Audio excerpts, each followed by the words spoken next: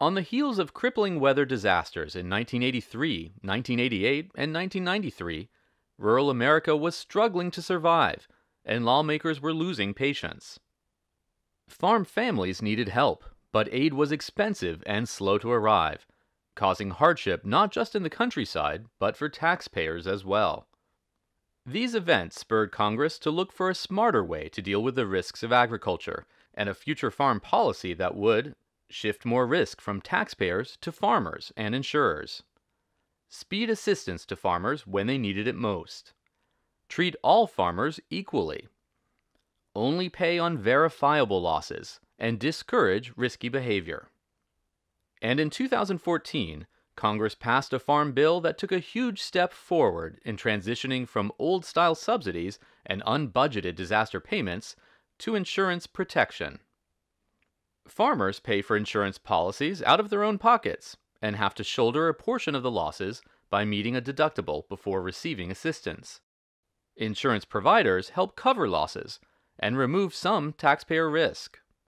And the government has a policy that is popular, works for rural America, and is built for the long haul. To ensure that the crop insurance infrastructure remains strong, Congress built a successful partnership with the private sector. Today, private sector agents help individual farmers tailor the insurance policies that are best for their unique operations. Private sector insurance providers administer the protection and bear risk, making possible nationwide coverage and efficient service operations. Private sector reinsurers help underwrite catastrophic losses that so often plague agriculture. And when disaster strikes, private sector claims professionals verify losses, then process payments to farmers, usually within 30 days of a claim being finalized. Yes, a strong partnership between the government and private insurers is paramount to crop insurance's success. And for that partnership to thrive, crop insurance must remain viable for the private sector. Key to this viability is a reasonable rate of return for insurers on the infrastructure they built to deliver farmers' most important risk management tool. An adequate return on investment enables insurance providers to routinely reinvest in technology, infrastructure efficiency, and service improvements for farmers and ranchers. Unfortunately, adequate returns don't always happen.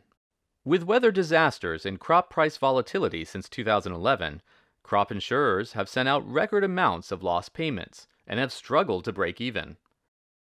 More than $12 billion in funding was cut by Congress and the administration from the crop insurance delivery system in 2008 and 2011. And farm policy opponents looking to harm agriculture have targeted crop insurance for even more funding cuts. In the latest farm bill, lawmakers took steps to address some of these challenges by underscoring their commitment to crop insurance protection and private sector delivery.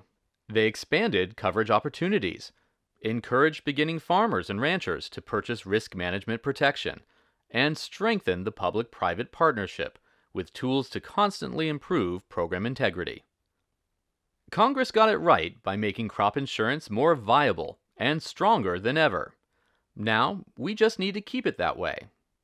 After all, not everyone farms, but everyone eats, so everyone depends on a strong farm policy.